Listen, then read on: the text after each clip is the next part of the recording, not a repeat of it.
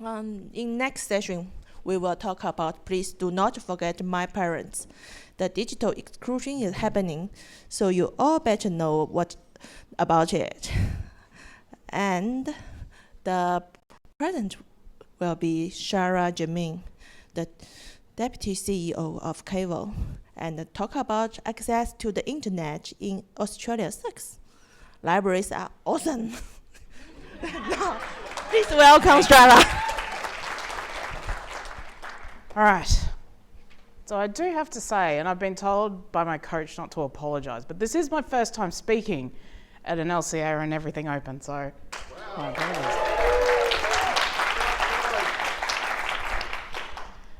So firstly, I'd like to acknowledge that we're meeting on the lands of the Kaurna people, but I'd also like to acknowledge that the work that I do is on the lands of the Wurundjeri Wurrung peoples of the Kulin Nations. I pay my respects to elders past and present, but I also want to recognise their continuing contributions to culture, because libraries are here because of culture. And given that this weekend is a bit of a day of mourning, please take that into account, because it is going to be a rough weekend and we need to respect that. This always was, always will be Aboriginal land. So a bit of a brief content warning. I'll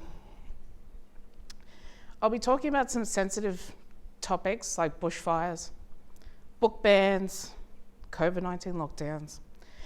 And given some of the horrific fires that have been going on, especially in LA, I can understand if you don't want to be here, because it can be a bit of an emotional topic. So feel free to leave and I won't be offended. Also, it will be a little bit emotional for me because of my parents, but please take that in mind.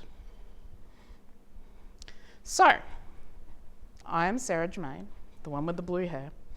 As of tonight, I'll be ex-Vice President of Linux Australia. And weirdly, one of the ones that came up with this weird concept called everything open. And I wanted to make this conference a place that I felt safe in. I came to a Linux conference way back in 2008. It was in Melbourne. And there was this person that just happens to be sitting over there, stood in the middle of the stage and just stood there. And everyone went, It was Donna, the wonderful Donna. And it's all Donna's fault that I'm here. So let's thank Donna. And the crazy thing was that she said, defrag. Everyone stood up, came together, and sat back down again. The fact that you could command that kind of, presence, I was envious. So, some of you, if you feel comfortable, please defrag. Now, I've been part of this community since 2008, and I've been doing lots in the ways of LCA with linuxconfau, but it just didn't feel quite right to me. Because when I went to my boss back in the day and I said, can I please get some funding? This is an open source movement. It's relevant to libraries. Please let me come along. My boss goes, why would I send you to a Linux conference? Linux is useless. We're not doing it here. You don't need it. I went, don't really want to fight with you. So I self-funded. I volunteered a stupid amount for the conferences. And now I get funded to turn up to these things. Because libraries are changing, and we've always had this open sort of idea. But we never actually recognised that we were contributing to open source. And I still don't think that libraries do, in a lot of ways. There's a few people from the library community that I recognise that might not think that I'm saying the right things, but we don't actually recognise that we're part of the tech community. And when I came here, I'm like, we have so many overlaps, I'm not sure why we don't feel comfortable. So then I talked to Joel a very long time ago, and we went, it doesn't quite feel right. Linux.conf.au doesn't quite feel right. But everything open does. Because we're not just talking about Linux anymore. We're not just talking about the kernel, but we're talking about communities. We're talking about libraries. We're talking about contributing to open methodologies and open technologies. So again, this is why I'm here. But I wanted to declare some of my biases. I am the president of VALA, which is the library tech organisation, which runs very similar conferences, just a little bit more corporate-y. And I've always wanted to see this overlap, and it's gradually happening because we see the likes of Sarah King over here. Donna was our keynote at VALA last year. And we've got Sarah, and we've got Ash, if Ash is here. Where's Ash? Oh, there's Ash. And Steph was also a speaker who's actually keynoting this week. And I'm also on the General Standing Committee of AUDA, which is the .au domain administrators. So if there's any domain problems, don't come and see me. I'm just generally advising. And it's around things like digital exclusion, and why is it happening, and why aren't we teaching people how to use tech more? But I'm also coming here as part of my day job, which is the Deputy CEO of Confau. We do lots of shared infrastructure. We're now moving into open, and it's actually a really cool place to be now. And with that in mind, I'm also here as a technologist in the GLAM sector, and I'm here today as a partner, a sister, and a daughter. A daughter to a mixed race family, to these people, my lovely parents. Sometimes they're not so lovely, but that's fine. This was actually before me in the 70s, just after they first met. Both are extremely intelligent people. My mum, who became a homemaker, was actually a PA and was managing up before managing up was actually a term. And her obsession for perfection was, you know, pure South Korean. But my father, he was the first in his family to get a degree. His degree was in electrical engineering, which he then moved into chemical engineering and worked for Dow Chemical and BHP, and was moving around the world to project manage various chemical plants.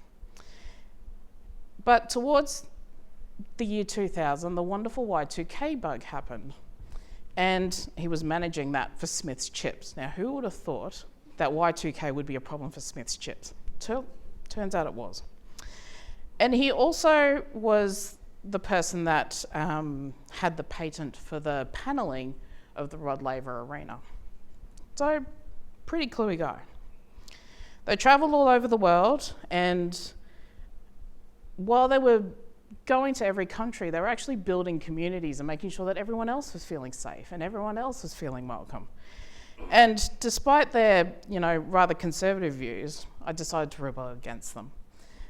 They needed to contribute to building and sustaining community, which I can also blame them for that. Technology has always been part of my life growing up, and we were early adopters of technology wherever possible. Dad's fascination with clocks meant that I was surrounded by screwdrivers, screws, different clock parts, and I could take anything apart, try and put it back together, and always get left with more screws than I actually started with.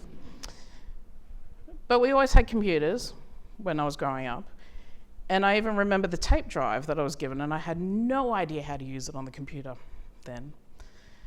And then I remember in 1994, we were actually the first family in Indonesia to get connected to the internet. We had the technology, and we were early adopters of laptops, palm tops. Do you remember palm tops? They were these little tiny things, useless by the way, but they were cool. And to this day, my dad's in his mid-80s rocking a Ubuntu laptop and actually doesn't know what Windows looks like anymore because he hasn't been using it for the last 15 years. And despite their discouragement, I ended up in tech, but I'll tell you that story over drinks at some point. It's any wonder why that the two kids, my brother and I, ended up with tech, and it's entirely my parents' fault.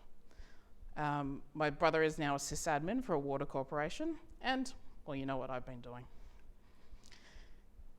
So from the 80s, until the mid-90s, my parents moved from country to country, and they finally decided that they needed to settle down.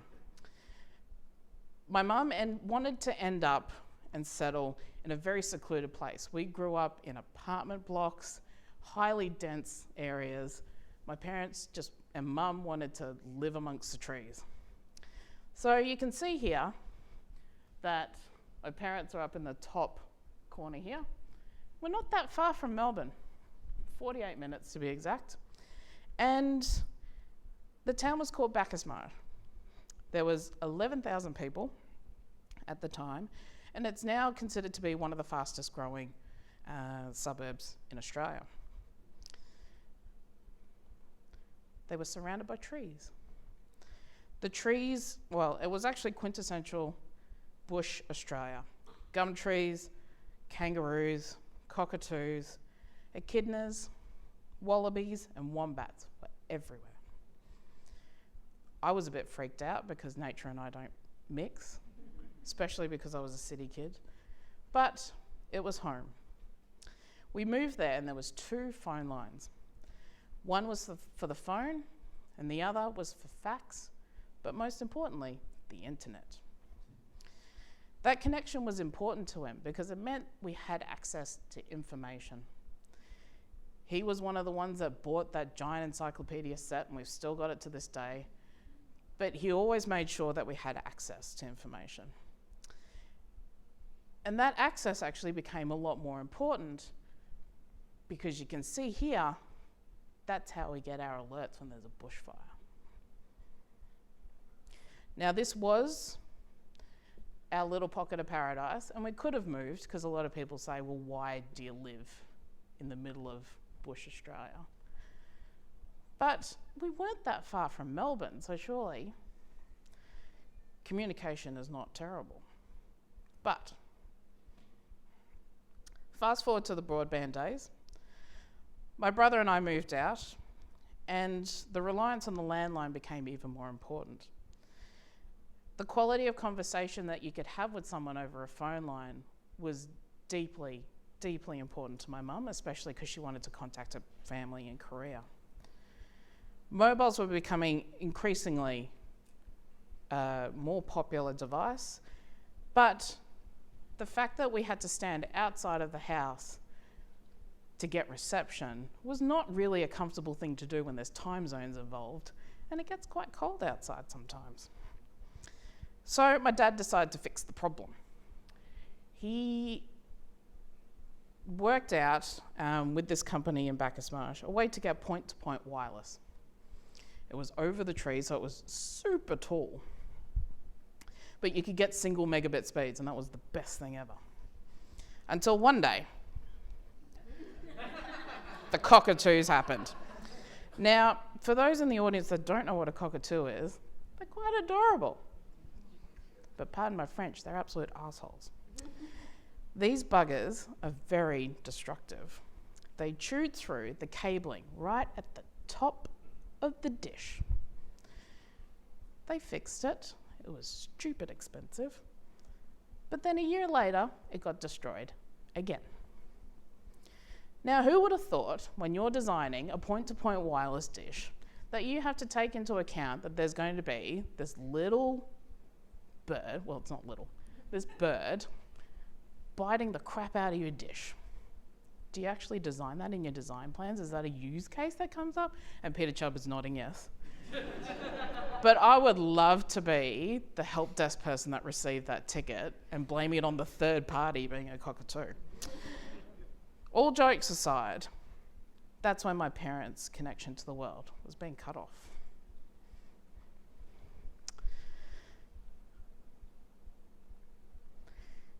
April 2007, the Rudd government, which was one of our governments at the time, who was actually opposition, announced the answer, the National Broadband Network, the first of its kind. It was going to be revolutionary. It was going to change the world. True innovation. A multi-billion-dollar promise to deliver high-speed broadband internet to 98% of Australians. The Australians will get fibre, and for those that weren't in the 98 would get some WiMAX wireless connections. Now, this was a massive project, and whilst we thought that we would have some dreams, and we thought that it would happen, things started to go a bit pear-shaped. So the proposal in the end was, okay, we can't actually get fibre out to everyone in Australia because there is people in the middle of nowhere, and rolling out fibre to smaller communities is a bit hard to do. So we would go with the wireless and satellite options for 7% of the country instead. Now, this was going to be the answer to all of our problems. My parents would be connected. We would eventually move back because that was Mum's goal.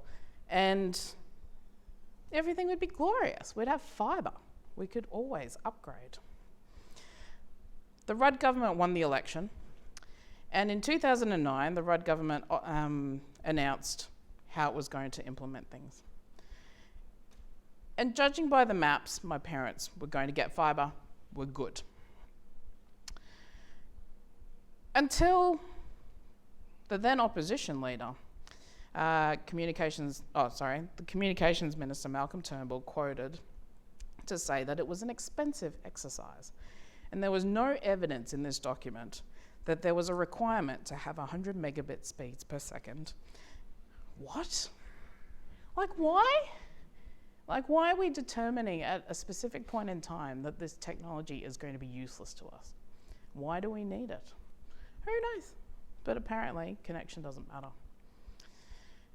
As years moved on, the Rudd government's NBN was rolling out, and we hit election time again.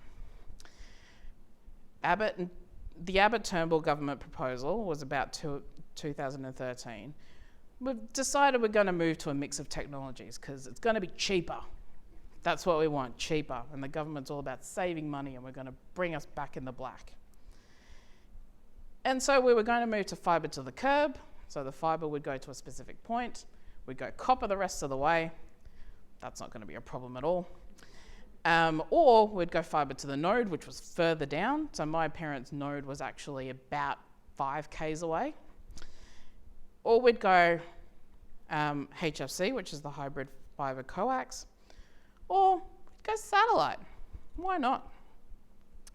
But at this time, when the proposal was recommended, we needed to start making some savings, and people went, savings are good.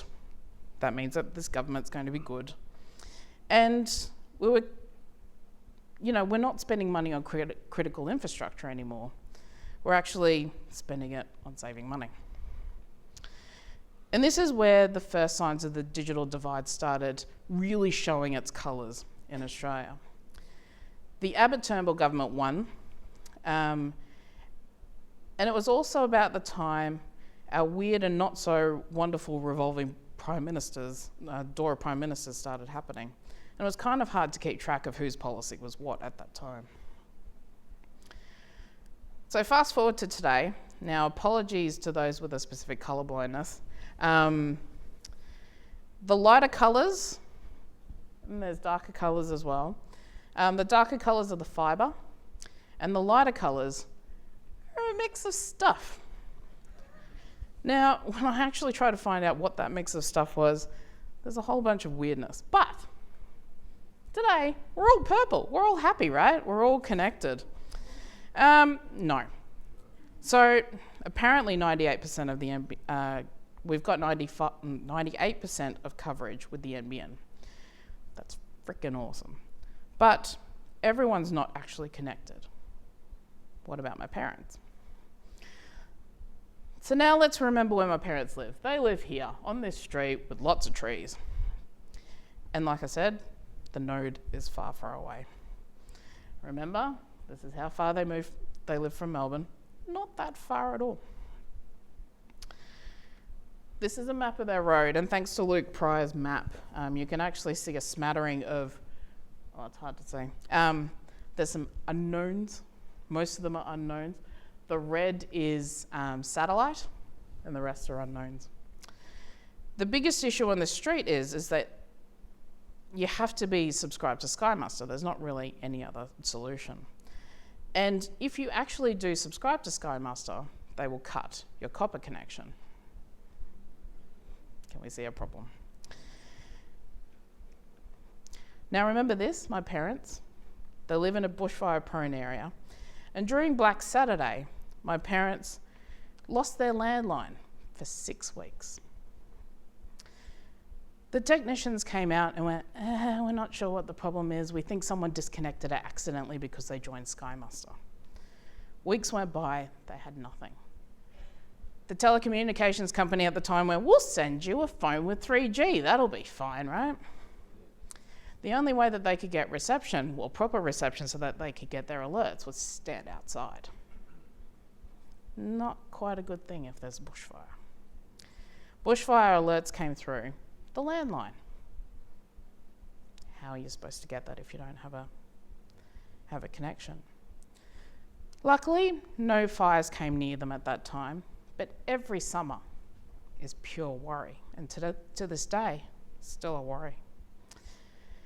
Every year my parents have that same conversation with that telecommunications company going, where's my phone? It got disconnected yet again. Because every single time someone joined Sky Muster, they would disconnect someone on the node. And they just always happen to be picking the one phone line that's my parents. So they also had the option of a satellite phone, but that reception was quite terrible as well. And even this year, the fire came ridiculously close.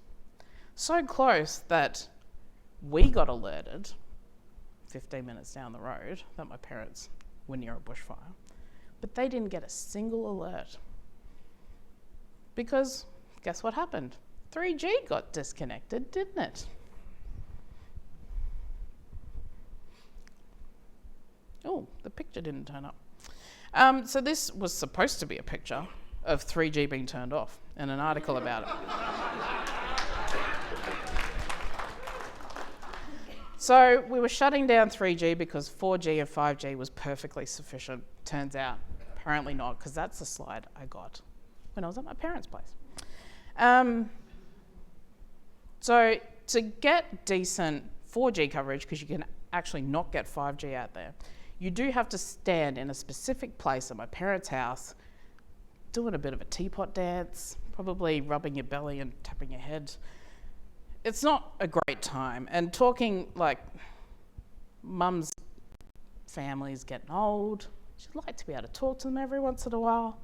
They're finding out about the bushfires, she's not. So, I'm going to take a pause for a moment. And let's go through some definitions because we need a bit of a cleanser. The digital inclusion is activities undertaken to ensure equitable access to information and communication technologies. Digital exclusion is those who don't. And digital divide is what we're trying to do to bridge the gap. We're all good? Cool. Now, the IEEE stated that the consequences of the global digital divide is not only marginalising communities, but it's actually pushing the underprivileged further and further away. And this is because not having access to the internet actually stops you from applying for jobs, having interviews for those jobs, recording your video interviews for those jobs and uploading them, going to your telehealth appointments, doing your online testing, applying for government services, connecting to Centerlink.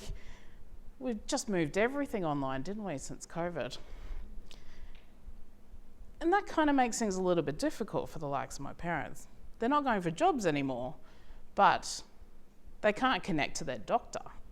Now, how are they supposed to talk to their doctor online when things are a little bit blocky because, you know, the internet is terrible? And they're a bit reluctant as well because of the rise of AI and doctors taking notes using AI. They don't know what's going to happen. Are they actually getting a diagnosis from their doctor, or are they getting a diagnosis from some random computer? People are losing connections to their families because flights are costing more, petrol's stupid expensive now, and the internet prices are increasing as well. So the Good Things Foundation has done a whole bunch of great work on connecting people and finding out what will actually bridge the gap between those that are digitally excluded and those that are digitally included. And they were established in 2017, created specifically to bridge that divide. The fact that Australia has to have that sort of setup, it's probably not ideal, but it's great that they exist, and a huge shout out to them. So if you please do support them, they're amazing, and they do some great work. Now they sort of divide things up into access, affordability, and ability. So we've already talked about access because of my parents. We're going to talk a little bit about affordability and ability. So in 2024, the Good Things survey, they surveyed about 2,000 people-ish and found that 49% of Australians were struggling to afford a device with an internet connection. This is 3% higher than 2023. 1 in 6 people have to choose between their connectivity and if they're going to pay their household bills or eat. 1 in 6. And this problem is a lot more widespread than that. For those of you that are lucky enough to have fibre to the premises, the lowest price that you have to pay is about $59 a month for 25 megabit. The highest is upwards of $100 for 900 megabit. Now, if you want to go super pricey, for Sky Muster, there's a little bit of a price difference, but Space Karen Starlink is not a solution for my parents, just putting it out there, because it's stupid expensive at about $100 a month. And there's actually no reasonable reasons why you would actually go with Space Karen. So given that my parents have got issues with dishes being eaten by cockatoos, getting a satellite is probably not the good idea either. And to be able to get decent speeds at about 50 megabits per month, you're paying about $18 more than our city counterparts. All right. So with ability, do we remember when this happened? Now, this was just after LCA 2021 when COVID happened. And access to the internet was a lot more crucial than ever. And everyone was moving everything online, and QR codes were a thing. We had to be connected, and everything, including all of my parents' communities that they were part of, all moved online. Now, going back to my parents, in Victoria, we had what was called the Ring of Steel, and you couldn't move outside of the 5K radius. Now, luckily, my parents were in regional Victoria, but because of their health, they didn't actually want to go past their 5K, so they created their virtual 5K. But their nearest shopping centre is Bacchus Marsh, which is outside of the 5K, and my partner and I live outside on the other side of the 5K. Now, that line is where the Ring of Steel happened. We had to actually cross the border every single time that we needed to take shopping to them because Woolies and Coles wouldn't actually deliver to them in the middle of nowhere. Not that it's the middle of nowhere, but it's the middle of nowhere. Now, I'm going to go libraries instead because this is a lot more of a happier topic. I have this crazy love for libraries. Now, I wasn't supposed to end up in libraries. When I was in year 10, I did my work experience and they chucked me in a library and my job was to take barcodes off books because they were going to throw away the books. I was heartbroken that we were throwing away the books, but also I had to just take off barcodes. Like, what kind of work experience is that? Anyway, but I understand why people deselect books, because you need to bring in the new books and you need to bring in new knowledge. And sometimes JavaScript for dummies is not actually a relevant topic. So out of interest, who's been to a library recently? Ha! My heart. Who's been to the local state library? Now, for those who did not put up their hands, you're all going this week. Because we need the stats to go up. Who's borrowed from a library recently? But a physical book? Oh, not as many. All right. So, and this is thanks to Alia and Trish, Deputy CEO of Alia is here. COVID-19 actually showed the importance of libraries more than ever. Libraries were central places that people came together to access vital information for books, services that they may not necessarily have had before. According to ALIA, which is the Australian Library and Information Association, and the Australian Public Libraries Alliance, despite most libraries having to close their doors, many libraries had to pivot their services to continue to provide the crucial services that people just started to rely on. They started doing click and collect, curbside delivery. They even had access points put outside the library so that people could get access to the internet. My parents were one of those people that got that access, and that's actually quite helpful. Libraries rallied to make sure that people stayed together. Another shout out to Alia. The average person borrowed 6 books per year at a library. It doesn't seem like many, but that's a lot.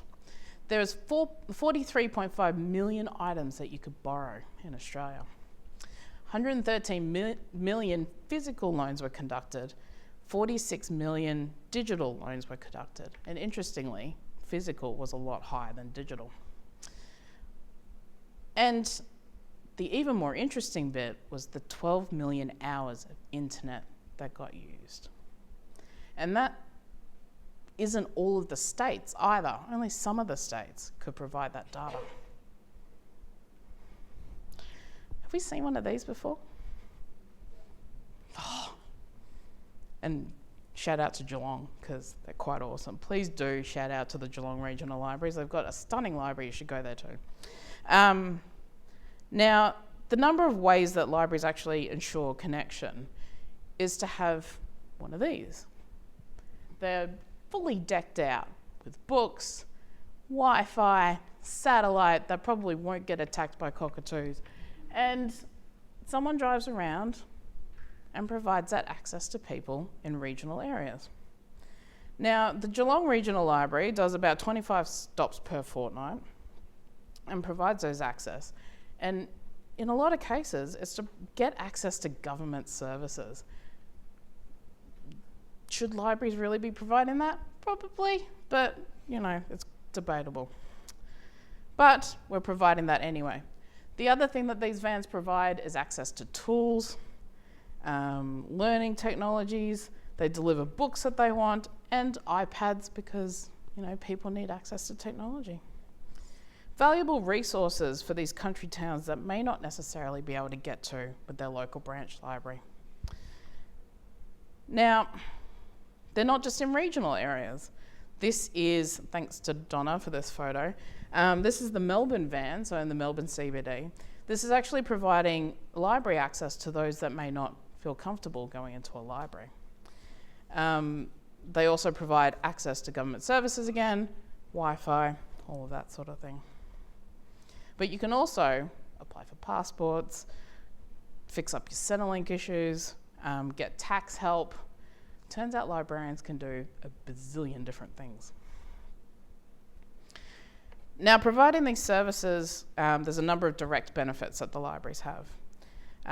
It provides increased access to materials such as newspaper subscriptions, physical and digital books, journals, and crucially, research. Family history is also research is done through libraries, and I know that Robin and Kylie are here who do genealogical work. They provide those platforms like Ancestry.com for free.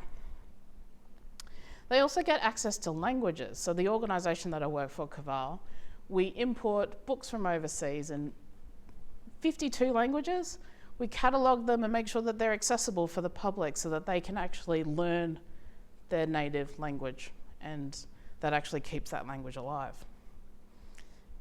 And libraries also provide access to, who would have thought, hearing tests, medical clinics, immunisation clinics, different cultural activities. And they also provide an access into and here it's Iatus and Homosaurus. It's subject headings and classification so that people actually feel comfortable when they're searching in modern ways compared to the way that we used to catalogue. The way that we used to catalogue could be quite racist, it could be quite sensitive, but now we've actually updated all of our records so that if someone's searching for something, it's actually relevant to the current time. The other things that libraries provide access to is obviously things like story times for kids, drag story time, yarning circles, and language classes. So what's this got to do with open and why the hell am I here? Well, libraries do the world of open really, really well. We provide access to information, no questions asked. We'll just give it to you. We'll happily give it to you. You ask us a question and we will hand it over. No questions asked. We also do a lot. We have a lot of open source library management systems. So we've got Koha, which is fantastic, which I've referenced there for Catalyst IT. The National Library has gone with an open source library management system. The Library of Congress, which is the largest library in the world, open source system. And the organisation that I work for was actually the first Australian library to go live with Folio, which is an open source library management system as well. Interestingly, this one on the corner is about resource sharing. Does anyone know what resource sharing is? Trish does. I know that Trish does. So resource sharing is if your library doesn't have that item, that library can request from another library to get that item for you. So it doesn't stop if the library doesn't have it. You can get it from somewhere else, this magical place that someone provides it for you. And turns out the National Library decided that they wanted to democratise that system and have it open source so that people knew exactly what data was going in, what data was coming out, and they picked open source. Now, this is despite some larger proprietary systems calling open source to be undemocratic. I think that was one of the words that was used. Now, it's actually helpful for collection at Caval that we have, because we have immense research value. We've got this giant shed where we're preserving last copy research materials. Now, in that collection, we've got a first edition of Tolkien's Lord of the Rings, Return of the King, and we've managed to collect the entire collection of the Mills and Boon books. My favourite collection. Now, the reason why that's important is because those books actually show the evolution of feminism, the way that women were portrayed in books, you name it, it's actually of research value. Now, the fact that I can provide access to those books to anyone in the public because they asked, and I could do it digitally, is actually quite cool. Now, the other things that we do is open educational resources, so shout out to Ash, which is open textbooks so that we don't have to actually pay stupid amounts of money at university to buy a textbook.